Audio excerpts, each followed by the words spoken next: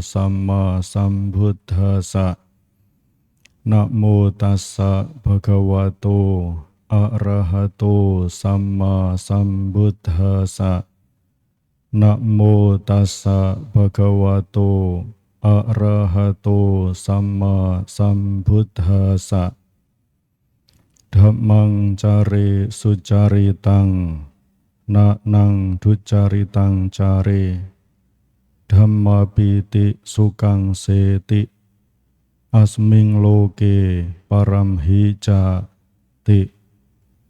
Hiduplah sesuai dengan Dhamma, tidak mengikuti cara hidup yang salah. Seseorang yang hidup sesuai Dhamma, melaksanakan kebenaran ajaran Dhamma, akan hidup berbahagia di dunia ini dan di dunia selanjutnya. Selamat malam, terpujilah Sang Buddha.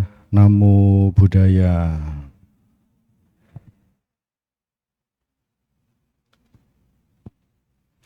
Ya, baik para Bapak Ibu, saudara-saudari sekalian, ya, senang sekali bisa berjumpa kembali untuk melakukan kebajikan, melaksanakan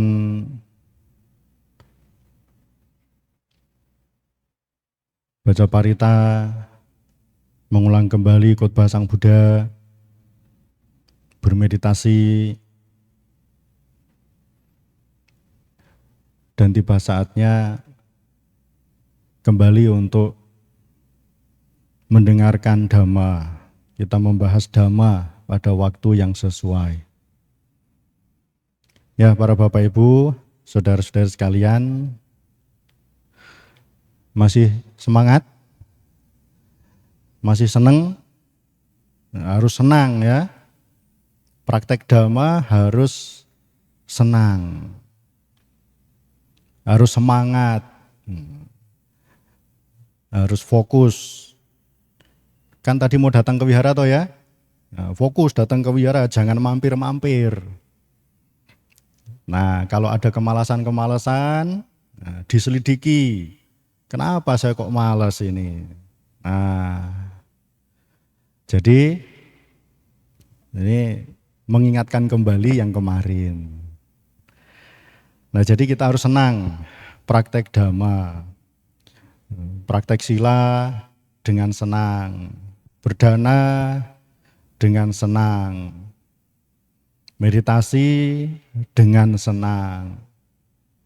Mengunjungi Bante jangan merengut, dengan senang. Datang ke wihara dengan senang. Semuanya kalau dilakukan dengan senang, itu kan jadi enteng. Enggak ada beban. Ya. Karena ini adalah kewajiban. Hal yang baik yang memang harus dikembangkan. Nah, para Bapak Ibu, ini Puja Bakti sebulan pendalaman Dhamma menyambut Trisuci Waisak. Bosan tidak mendengarkan khotbah bendino gitu ya. Tiap hari ya kan? Tiap hari ada biku terus loh ya. Bosan tidak? Ya, dalam hal melakukan kebajikan, Sang Buddha menyampaikan, apabila seseorang telah melakukan kebajikan, apapun itu, hendaknya orang itu bersenang dalam kebajikan. Terus diulang lagi, diulangi kembali. Kenapa? Karena kebajikan akan membuahkan kebahagiaan. Nah, sebaliknya, jika seseorang telah melakukan keburukan, melakukan kejahatan, jangan diulang kembali. Kenapa? Karena keburukan kejahatan akan berakibat penderitaan. Dhammapada nomor berapa, Bu, Pak? Ada yang tahu? Nah, itu ada di kitab suci Dhammapada. Nah, jadi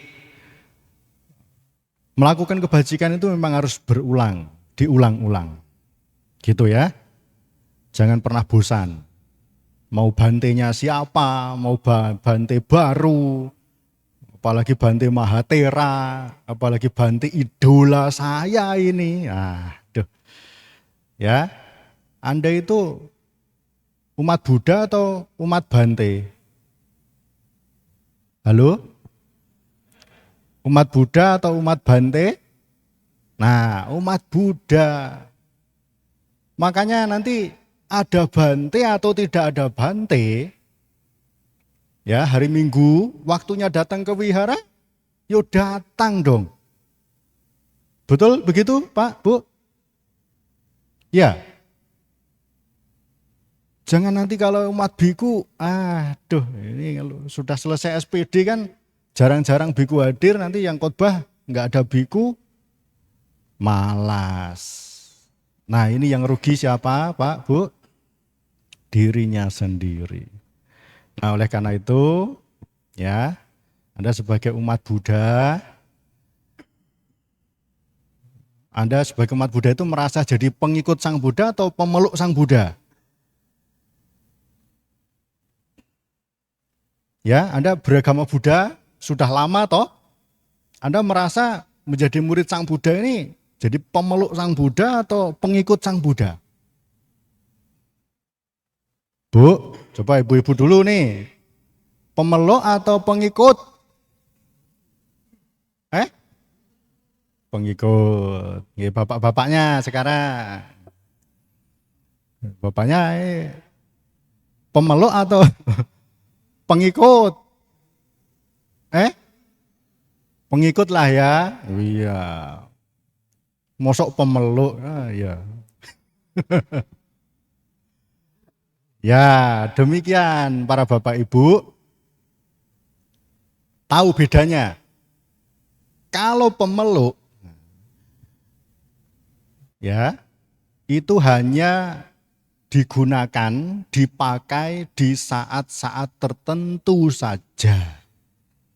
Kayak macam bantal peluk, ya, boneka peluk yang ada ilernya itu, Anda itu kan dipeluk itu apa tiap hari dibawa-bawa kemana-mana? Tidak, itu hanya digunakan hanya saat-saat tertentu saja. Anda sebagai umat Buddha jangan menjadi pemeluk Sang Buddha. Yang artinya apa? Hanya di saat kalau sedang butuh, ya, di saat kalau sedang susah, di saat kalau sedang ada masalah, baru ingat Sang Buddha, baru memeluk Sang Buddha. Terus apa? Tuh Sang Buddha, ya, minta perlindungan, apa ya. Nah, itu namanya pemeluk. Tapi beda dengan pengikut. Pengikut itu adalah, ya ini umat Buddha ini pengikut Sang Buddha, ya, adalah orang yang merasa memang harus melangkah, mengikuti jejak beliau, perilaku-perilaku bajiknya beliau, termasuk ya kita ini punya kewajiban untuk melaksanakan dhamma ajaran yang telah beliau babarkan.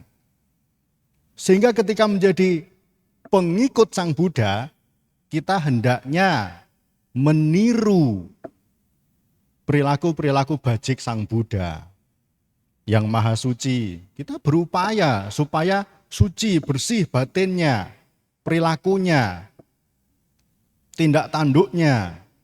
Sang Buddha yang maha welas asih, yang maha penuh meta karuna, penuh cinta kasih, kita tiru, kita contoh, kita praktekkan dalam kehidupan sehari-hari. Sang Buddha yang maha bijaksana, yo perilaku kita harus bijaksana dalam kehidupan sehari-hari. Namanya juga pengikut, katanya murid Sang Buddha, termasuk Sang Buddha yang maha sabar, Sang Buddha yang maha semangat, Sang Buddha yang apalagi? Yang maha tenang seimbang batinnya, yang maha jujur, apalagi? Yang tekadnya kuat. cerminan dari Sang Buddha itu ada di dalam kesempurnaan dasa paramita. Itulah yang harusnya kita sebagai pengikut Sang Buddha harus menghidupkan jiwa Buddha di dalam diri kita. Bisa Bu, Pak? Bisa? Nah, jadi pengikut atau pemeluk?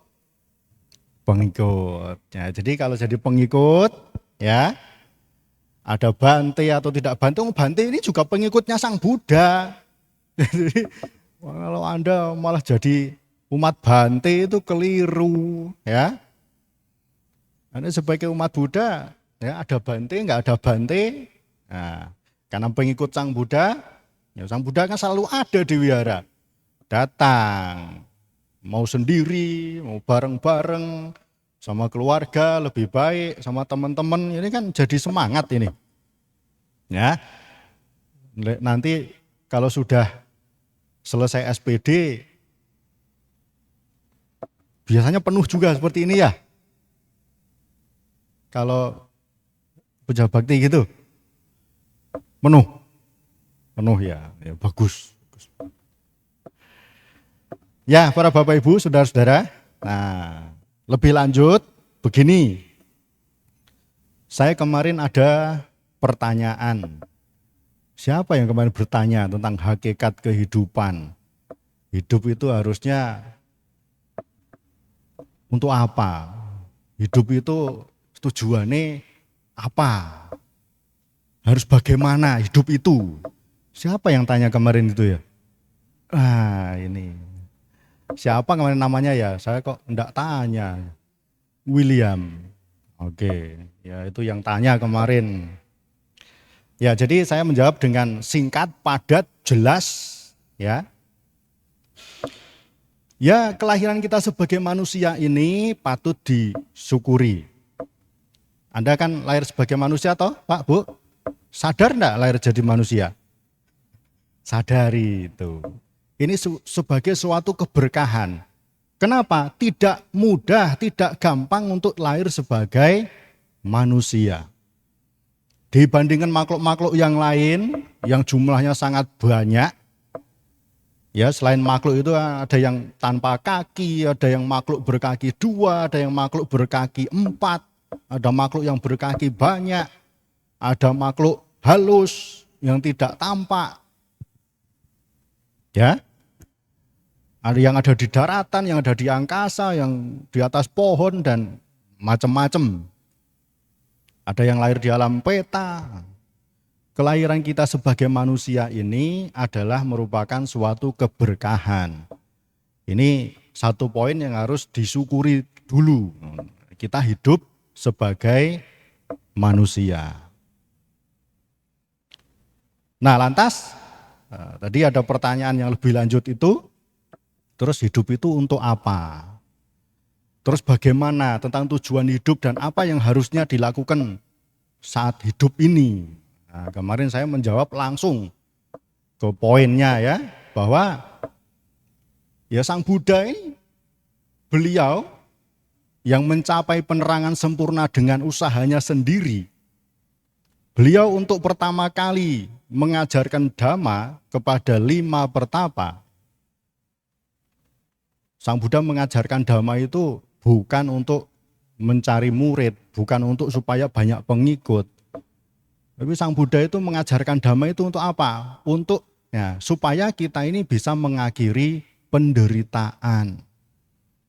Maka ajaran Sang Buddha yang pertama kali dibabarkan sehubungan dengan 4 kebenaran mulia. Nah, jadi hidup ini supaya ya kita itu bisa mengakhiri penderitaan. Ya, setidaknya supaya kita menembus memahami keberadaan 4 kebenaran mulia ini. Adanya duka, ada sebab duka, ada akhir duka, ada jalan menuju lenyapnya duka. Yaitu jalan mulia berunsur 8 ini yang membawa pada berakhirnya penderitaan ini sebagai tujuan utama hidup. Nah, oleh karena itu para Bapak Ibu, ini saya menjadi tertarik supaya menjelaskan lebih lanjut. sehubungan dengan hakikat kehidupan. Hidup itu harus ngapain sih? Untuk apa? Yang pasti hidup itu jangan hanya sekedar hidup. Ya. Kalau hidup hanya sekedar hidup itu apa? Yo mangan. Nah orang mangan orang urip, orang hidup. Ya sementing mangan. Urip. Sementing urip. Bahkan kadang ada yang urip nggo apa? Urip yo nunggu mati. Mati kok ditunggu. Yo pasti mati toh. Nah, hidup itu semestinya tidak hanya soal supaya yang penting hidup. Tapi bagaimana hidup itu juga supaya memuliakan hidup. Nah, hidup yang mulia itu yang bagaimana? Nah, ini akan saya jelaskan satu persatu. Nah, yang pertama para Bapak Ibu, setidaknya dalam hidup itu penting bagi kita, ya, yang pertama, hidup itu ya harus menyadari, memahami, memikirkan sehubungan dengan kebutuhan hidup.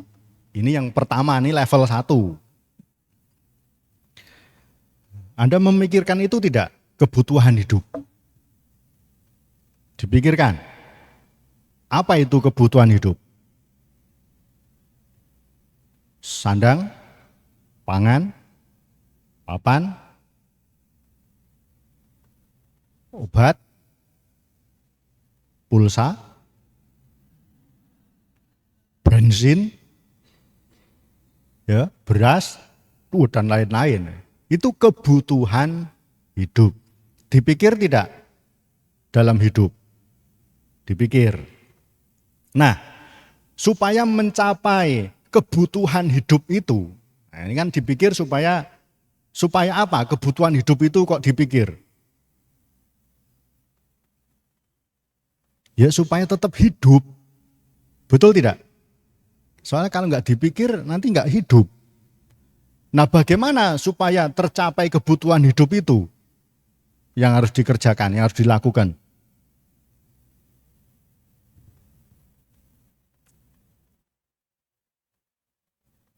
Apa coba?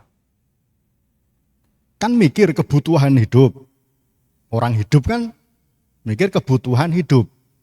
Nah, supaya kebutuhan hidup ini kan tetap hidup. Nah, ya supaya ini tercapai, tercukupi itu orang hidup harus bagaimana? Hah? Berusaha. Berusaha apa? Ya, cari keuntungan. Ya, cari keuntungan itu apa? Berusaha apa? Ya cari untung. Cari untung itu apa namanya? Bisnis. Ya bisnis itu apa namanya? Nah, pencaharian itu harus apa? Bagaimana? Bekerja, ngono lho maksudnya, sing pas ngono lho ya. Nah, penting enggak orang itu dalam hidup itu bekerja? Ya penting ya. Ya berusaha, ya bisnis, ya cari untung itu namanya bekerja, ngono lho maksudnya. Ben kebutuhan hidup tercukupi sehingga bisa tetap hidup. Itu namanya orang hidup, mikir kebutuhan hidup. Itu namanya bekerja. Apa saja bisa dilakukan. Jadi petani, pedagang, kantoran, guru, ngajar, ya, tukang bersih-bersih, ya, nyapu, ya apapun itu. Kuncinya apa Pak, Bu kemarin? Menyenangi, ya. Ya seneng, pekerjaan ini kudu seneng. Terus apa Bu yang kedua tadi? Semangat. Terus apa lagi tadi? Fokus, hati-hati, jangan lengah, fokus. Terus yang keempat apa kemarin? Nah, itu menyelidiki. Nanti kalau ada hal yang membuat rugi, merosot, yang membuat maju, membuat tambah sukses, tambah berhasil, itu yang harus ditingkatkan. Yang membuat rugi, kemunduran, merosot, ini harus hati-hati supaya tidak terulang kembali di masa depan. Maka orang itu perlu bekerja. Nah, sebelum bekerja, orang supaya mendapat pekerjaan yang semestinya pertama dikerjakan sebagai anak-anak bocah-bocah. Nah, ini kembali ke Manggala Sutta. Apa semestinya orang itu harus punya bahu saca, casi panca, winayoca susikito. Orang itu harus punya pengetahuan yang luas. Makanya anak-anak bocah-bocah harus sekolah, belajar, cari ilmu, termasuk juga punya keterampilan. Betul ya Pak Bu ya? Berpengetahuan luas, punya keterampilan. Terlebih lagi tata susilanya, perilakunya ya becik, bagus, baik. Moralitasnya baik. Tutur katanya juga baik, santun, tidak sombong. Itu pasti orang itu akan cari dia. Untuk apa? Kerjasama. Anda kalau cari pembantu, cari orang kerja itu pasti nyari yang pengetahuan luas atau yang bodoh. Cari yang terampil atau yang tidak terampil. Nah, cari yang bermoral atau yang amoral. Yang bermoral. Cari yang sombong, yang omong tok, ya. Atau yang sopan, tutur katanya yang baik. Pasti cari orang yang baik. Makanya yang pertama namanya orang hidup, ya, mikir soal kebutuhan hidup, supaya tetap hidup, orang harus bekerja. Nah, supaya dapat pekerjaan, orang harus punya pengetahuan yang luas, berketerampilan, terlatih baik dalam tata susila, moralitasnya baik, dan tutur katanya juga baik. Ini berkah utama, ini nomor 1. Hidup, mikir kebutuhan hidup, bekerja. Nomor 2, para Bapak Ibu, hidup itu juga bukan soal kerja wae. Anda kerja terus ya, seminggu kerja terus sampai hari Minggu itu lupa, ndak ke wihara. Mbok yo bagi waktu ngono lho ya. Sampai bahkan kerja itu sampai banting tulang, sampai patah tulang. Yo. Sampai flu tulang barang. Aduh, capek. Nah, yang kedua Anda juga perlu merenungkan bahwa hidup itu bukan soal mementingkan kebutuhan hidup, tapi juga perlu merenungkan bahwa kita itu tidak selamanya hidup. Pernah merenungkan itu? Apakah kita akan selamanya hidup? Nah, hidup itu pasti akan berakhir pada kematian. Nah, oleh karena itu orang hidup, ya, kalau sudah mikir ya soal besok itu saya itu tidak akan hidup, maka orang itu apa yang harus dikerjakan? Ayo. Apa? Melakukan kebajikan. Pinter orang-orang sini ini. Melakukan kebajikan. Oh, ini penting ini. Jadi hidup itu tidak hanya soal bekerja terus. Tapi juga penting untuk apa? Berbuat kebajikan, ngamal, ngibadah. Ya, Anda sebagai umat Buddha ya datang ke wihara, jangan ke tempat yang lain. Apalagi tempat karaoke, ya, ke wihara. Apalagi SPD ketemu Bante ya. Gitu. Jadi hidup itu tidak hanya soal bekerja, tapi juga harus berbuat baik. Prinsip dasar kehidupan para Bapak Ibu, yang pertama, orang bangun tidur itu langsung apa? Apa? Anda bangun tidur langsung apa? Pegang HP. Loh, kok langsung pegang HP? Apa? Hah? Cuci muka. Ngene. Orang bangun tidur itu langsung melek. Tahu melek? Nah, buka mata, betul enggak? Itu aja enggak tahu. Aduh. Nah, empu bilang ya, ini saya meniru empu ya. Jadi wong kuwi kan pertama itu melek. Melek. Nomor loro iku golek. Golek. Nomor telu engko iso nyekek. Papat itu iso nelek. Ini mongko mate. Gitu. Enggak tahu Anda tahu enggak nih? Nah, intinya begini aja. Ya, intinya begini. Namanya orang dalam hidup, prinsip hidup ini ya, yang perlu dikerjakan adalah yang pertama itu orang itu harus mencari. Mencari. Ya bekerja tadi, maknanya itu golek itu ya, setelah melek itu kan mesti golek. Nah, golek itu mencari. Nah, setelah mencari ya dengan cara bekerja apapun itu tadi usaha, mencari, orang itu pasti akan mendapat. Ya, mendapat. Setelah mendapat, orang itu pasti akan menikmati. Betul begitu? Menikmati. Nah, disinilah level kalau sudah bisa menikmati, jangan dinikmati sendiri. Orang hendaknya apa yang harus dikerjakan? Orang juga harus bisa membagi. Ya, meskipun itu hanya kepada pasangan hidup, kepada anak-anak, kepada anggota keluarga, syukur nanti bisa ke tetangga, bisa ke sosial, ke tempat ibadah atau kemana-kemana. Prinsip dalam hidup orang itu mencari, mendapat, menikmati. Saat menikmati, jangan dinikmati sendiri.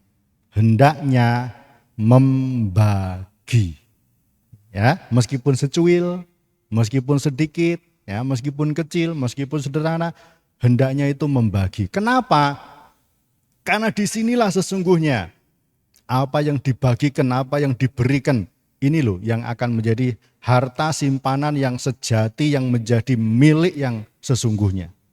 Bukan apa yang hanya dicari, dikumpulkan, apalagi mau dinikmati sendiri, tidak mau bagi-bagi.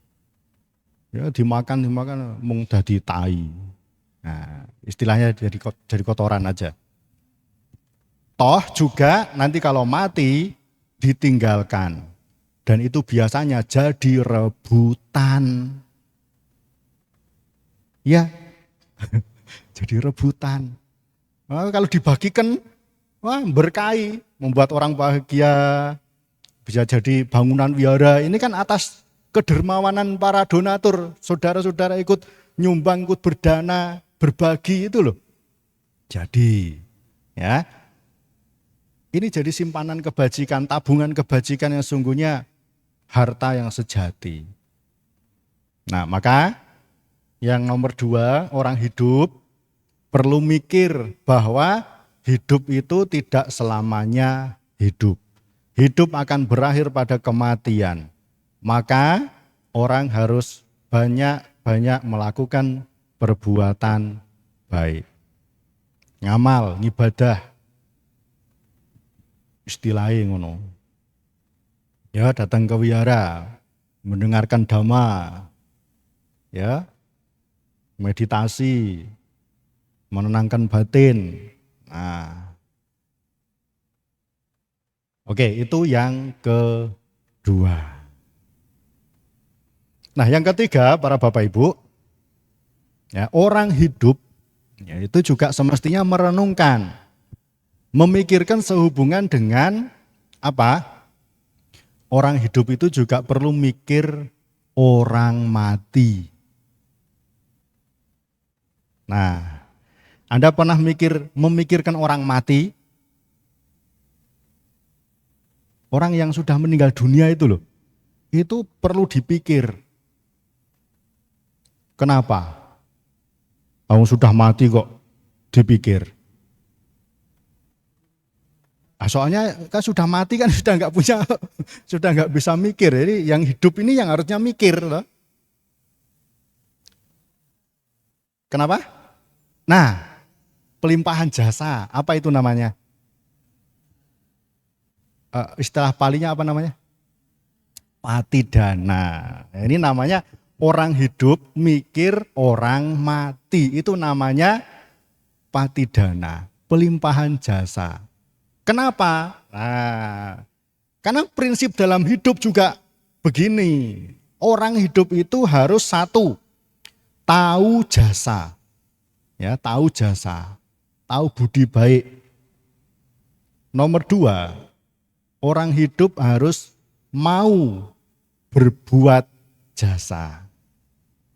Nomor tiga, orang hidup harus mau membalas jasa. Nah, dalam hidup, orang hidup ini mikir orang mati, itu sesungguhnya ya pelimpahan jasa, patidana. Sebagai apa? Sebagai balas jasa. Kepada siapa? Kepada orang yang telah berjasa. Maka dalam Tiru Kuda Sutta kan ada toh, setelah orang itu mengenang budi baik yang telah mereka lakukan.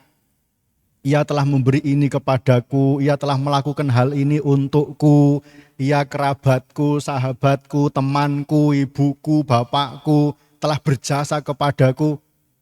Ia patut memberikan persembahan dana kepada mereka yang telah meninggal.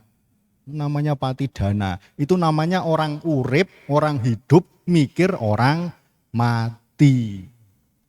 Makanya kan ada peringatan-peringatan kematian, betul? Ada 3 hari, 7 hari, kali 7 harinya, 49 hari. Nah, ning Jawa sok 40, matang puluh. Terus ada nyatus dino, apa itu namanya? 100, nyatus dino. Nah, nanti juga ada mendak pisan. Mendak pisan itu setahun. Duh, ini di Jawanya keluar ya. Jadi setahun peringatan, 2 tahun peringatan, 3 tahun dan seterusnya, ulang tahun kematian. Itu kan diperingati. Nah, ini namanya orang hidup mikir orang mati. Kenapa orang hidup perlu mikir orang mati? Karena kalau orang hidup kok tidak mikir orang mati, nanti kalau mati tidak dipikir. Ya, dilupakan begitu saja. Makanya ini penting, namanya itu tahu jasa. Tahu budi baik orang.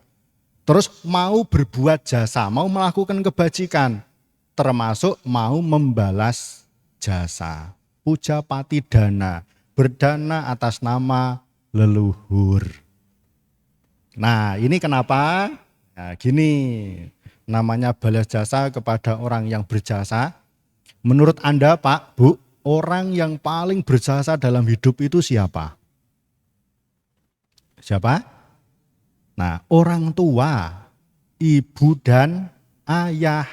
Nah, maka begini, supaya kita terus mengingat akan jasa-jasa ibu dan ayah. Orang zaman dulu mengatakan begini, seorang ibu ketika melahirkan anaknya, itu diibaratkan satu kaki menginjak peti mati. Dan satu kakinya lagi menginjak bumi. Nah, artinya apa? Seorang ibu dalam perjuangan melahirkan anaknya itu mempertaruhkan nyawanya. Betul, Bu? Betul, Pak? betul gitu ya. Itu karena bisa jadi anaknya lahir dengan selamat, orang tuanya meninggal dunia. Ya, yang diharapkan ya anaknya selamat, orang tuanya juga selamat. Tapi itulah perjuangan seorang ibu. Lantas kemudian ketika kita lahir, itu ada ari-ari, apa itu ari-ari ya, itu dipotong dan membekas seumur hidup. Jadi apa? Jadi puser. Nah, basa Inggrisnya kuwi udel. Nah, itu bahasa Inggrisnya udel. Anda punya udel? Punya? Nah, coba dilihat dulu, siapa tahu nggak punya udel Anda ya. Nah, karena kita punya udel, kita punya puser ini loh, supaya apa? Sesungguhnya makna dipotong terus membekas seumur hidup itu apa? Supaya kita itu tidak pernah lupa akan jasa-jasa baik dari orang tua, dari ibu dan ayah yang sudah melahirkan. Kenapa? Mereka sudah memberi makan lewat tubuhnya sendiri, memberikan perlindungan, pengayoman, melahirkan ya dengan cinta kasih, dengan kasih sayang kita dirawat, dibesarkan. Lu kok nganti lali, lupa sama jasa orang tua? Itu kan namanya anak yang nggak punya udel. Ya makanya ingat udel ini. Dan kita juga patut merenungkan bahwa darah daging tulang kita ini mengalir darah daging orang tua. Betul begitu? Kalau sampai ada ya yang kemudian nanti enggak bakti, enggak ingat, enggak pati dana, enggak pelimpahan jasa sama orang tua, hanya alasan karena beda keyakinan, beda agama. Ya, yang namanya balas jasa, membalas jasa itu bukan soal beda keyakinan, beda agama. Ini soal urusan darah daging yang hukumnya wajib.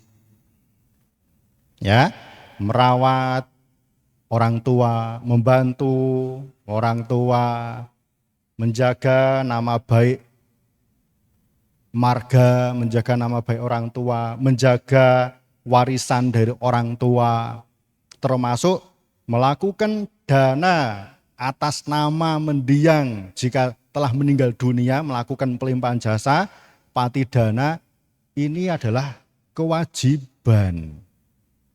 Ya, bukan soal nanti kalau beda keyakinan terus ndak bakti. Wah, Anda itu lahir dari rahim ibu dan ayah, bukan lahir dari agama. Soal beda agama, Anda harus tetap bakti sama orang tua. Begitu ya Pak, Bu? Nah, ini namanya wong urip mikir, orang hidup mikir orang mati. Namanya pelimpahan jasa, pati dana. Nah, sudah berapa ini tadi? Berapa? 3. Nah, orang hidup merenung mikir tentang kebutuhan hidup. Namanya orang itu harus apa tadi? Bekerja. Orang hidup ya, merenung berpikir soal bahwa besok tidak akan hidup, akan berakhir pada kematian. Maka orang hidup itu harus apa tadi? Berbuat kebajikan. Terus orang hidup ya perlu mikir orang mati. Namanya apa tadi? Pati dana, pelimpahan jasa. 3. Nomor 4 Pak, Bu. Dalam hidup, nah ini ya, dalam hidup kita juga penting perlu memikirkan orang hidup. Nah, kalau tadi memikirkan orang mati, sekarang kita dalam hidup itu perlu mikir orang hidup. Kenapa? Anda punya orang tua masih hidup, yang masih hidup, dipikirkan tidak? Anda punya pasangan hidup, masih hidup, dipikirkan tidak? Anda punya anak hidup, dipikirkan tidak?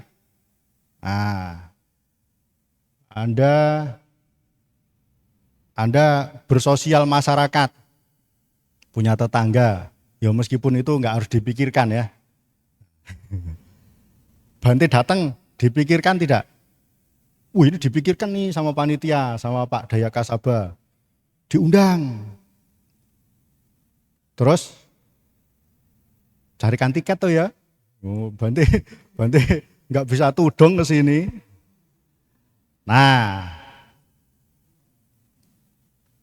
terus umat-umat Bante datang, dana makan, ya toh. Termasuk Anda datang ke sini, mau mendengarkan, saya senang sekali. Jadi kebahagiaan biku itu apa? Ketika melihat, umat-umat itu semangat datang ke wihara, mau mendengarkan uraian dhamma dari biku. Jadi biku itu tidak hanya nerimo terus gitu ya, tapi juga Anda juga jangan cuma beri terus tapi nggak pernah mau menerima. Anda yang mendengarkan juga khotbah Bante. Kan baru pertama mendengarkan saya. Dua kali ini. Kemarin kan ada di tempat Pak Hendra. Ya. Sampai mana tadi? Orang hidup mikir orang hidup. Itu namanya apa? Anda kan hidup, mikir orang hidup. Itu namanya apa? Apa? Cinta kasih. Apa? Brahma Wihara. Brahma Wihara. Kurang tepat. Ya, orang hidup mikir orang hidup kan. Itu namanya apa?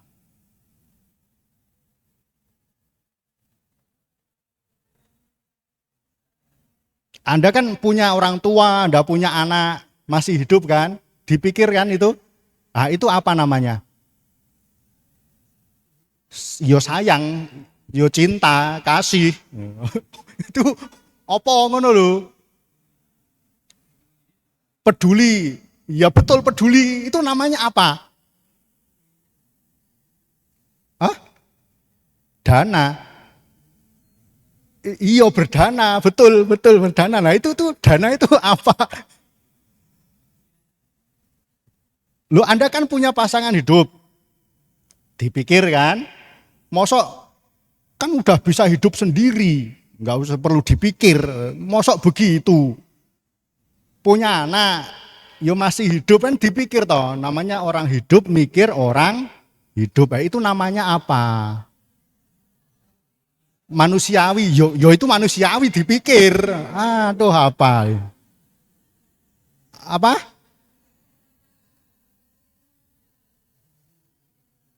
Kemelekatan, kok kemelekatan? Ya perhatian itu apa namanya?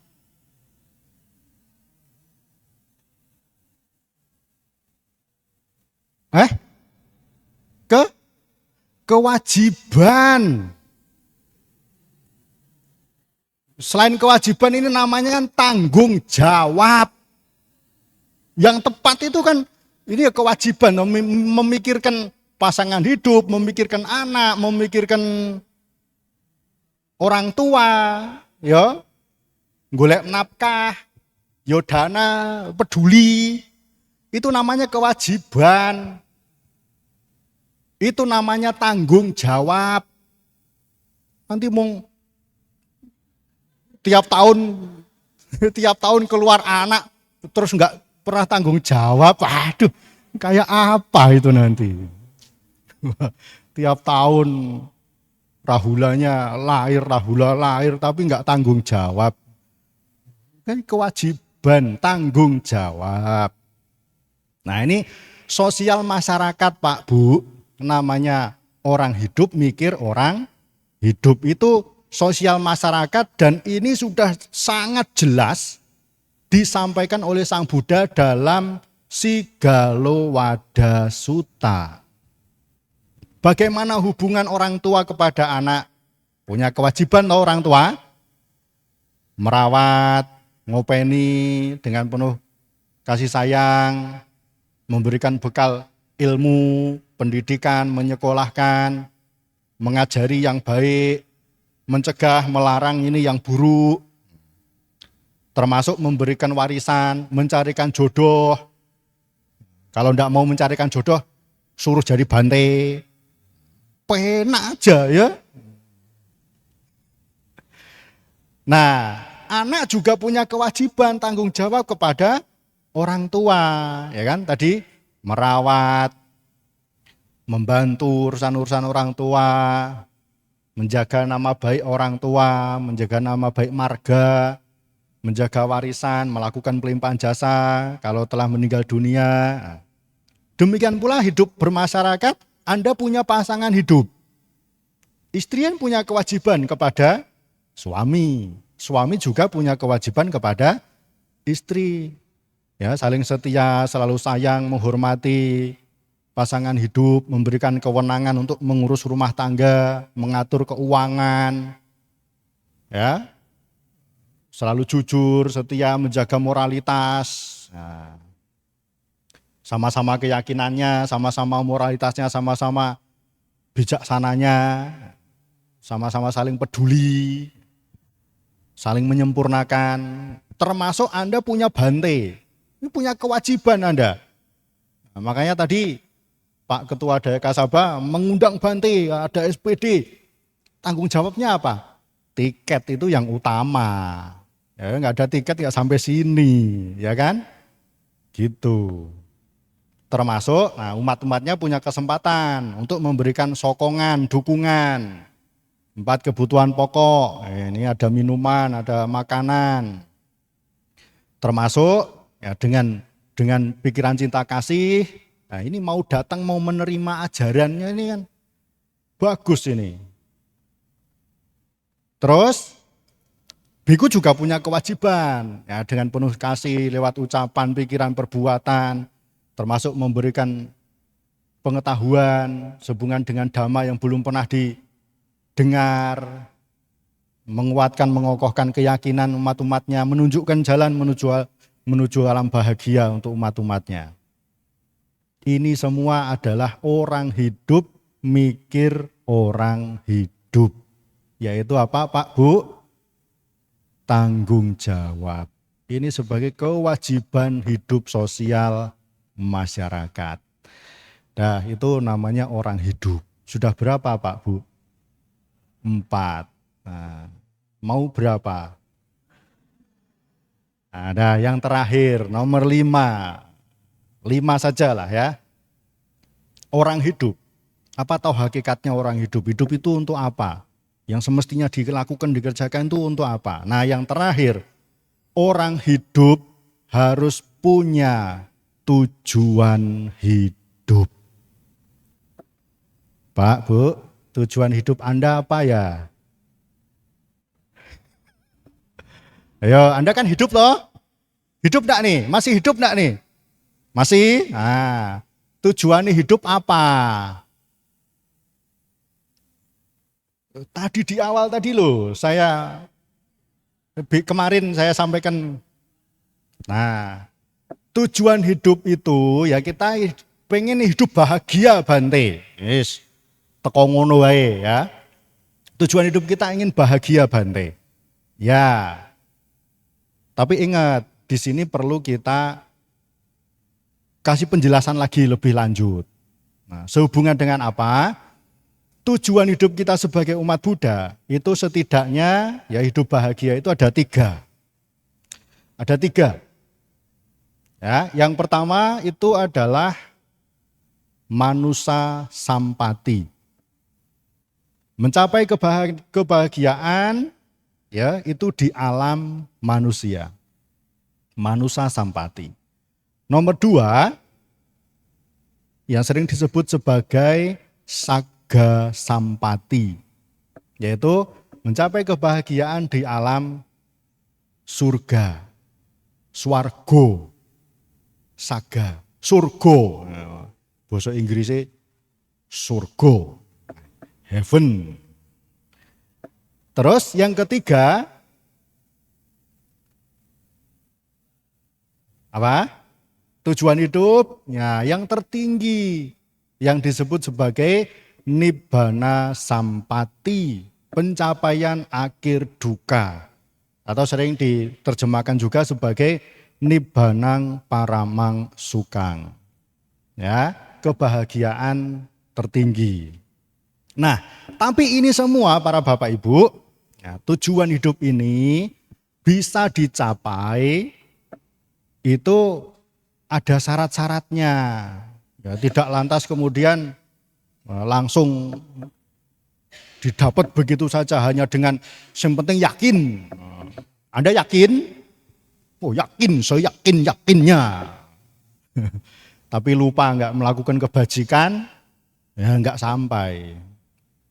Nah, karena salah satu faktor yang membuat bahagia di alam manusia, bahagia di alam surga, bahkan mencapai nibbana, itu apa? Praktek kebajikan-kebajikan. Ya kebajikan berdana, ya kebajikan praktek sila, ya kebajikan praktek samadhi, praktek panya, dana sila samadhi panya. Kedermawanan, kemoralan, ketenangan batin, pandangan terang, ya, dana sila samadhi panya, atau bisa juga dana sila samata wipasana. Ini dalane. Jalan Mulia Brosur 8 itu loh yang sebagai jalan menuju pencapaian akhir duka. Ya, setidaknya pada intinya dengan kita itu mau belajar, mau praktek Dhamma ajaran Sang Buddha, 3 tujuan hidup ini setidaknya pasti bisa dicapai. Ya, meskipun belum mencapai nibbana, ya setidaknya mencapai surga. Belum mencapai surga, setidaknya di alam manusia bahagia. Gitu ya. Nah, terus gimana resep-resep bahagia yang untuk selanjutnya? Wah, ini kalau saya jabarkan bisa sampai jam 12 ini. Ya, oleh karenanya kapan-kapan ngundang lagi ya, untuk resep-resep hidup bahagia itu yang bagaimana ya. Secara singkat saja, praktek dana, sila, samadhi, panya itu dalane. Ya. Jadi para Bapak Ibu, saudara-saudara sekalian, pada hakikatnya hidup untuk apa? Hidup itu harus bagaimana? Hidup itu untuk apa? Ya. Jadi jawabannya lebih lengkap malam hari ini. Hidup untuk merenungkan, memikirkan sehubungan dengan kebutuhan hidup, supaya tetap hidup, orang harus apa Pak Bu tadi? Bekerja. Orang hidup perlu merenung, mikir bahwa besok itu tidak akan hidup, kita akan mengalami kematian. Maka orang hidup harus ngapain Pak Bu? Melakukan banyak-banyak kebajikan. Orang hidup perlu mikir orang mati. Apa namanya Pak Bu tadi? Patidana, balas jasa, pelimpahan jasa. Orang hidup perlu mikir orang hidup. Apa Bu tadi namanya? Harus tanggung jawab. Hidup sosial masyarakat, punya kewajiban-kewajibannya dijalankan. Dan nomor 5 yang terakhir, orang hidup perlu punya tujuan hidup, yaitu hidup bahagia. Ya, hidup bahagia sebagai manusia. Hidup sebagai manusia akan berakhir pada kematian, setidaknya bisa mencapai hidup bahagia di alam surga. Syukur dengan praktek Dhamma Ajaran Sang Buddha bisa mencapai akhir duka sekarang juga, mencapai nibbana. Terima kasih atas perhatiannya. Ya, semoga ini bisa membantu bagi Anda sekalian supaya tidak ragu menjalani hidup. Ya, sehingga perlu tadi poin-poinnya bisa dijalankan, bisa dilaksanakan dalam kehidupan sehari-hari supaya hidupnya ya mengarah pada kemajuan, mengarah pada keberhasilan, mengarah pada kebermanfaatan. Ya, yang terpenting itu hidup itu harus kuat, harus sehat, harus semangat, dan hidup harus penuh manfaat. Terima kasih. Akhir kata, sabi sata bawantu sukitata. Semoga semua makhluk hidup berbahagia. Sadhu, sadhu, sadhu. Anumodana dan terima kasih kami ucapkan kepada Yang Mulia Bhikkhu Sangga atas uraian dhamma yang telah dibabarkan. Semoga dapat diterapkan dalam kehidupan sehari-hari dan membawa manfaat dalam kehidupan sehari-hari. Selanjutnya sesi tanya jawab kepada Bapak Ibu sekalian yang ingin mengajukan pertanyaan dapat mengangkat tangan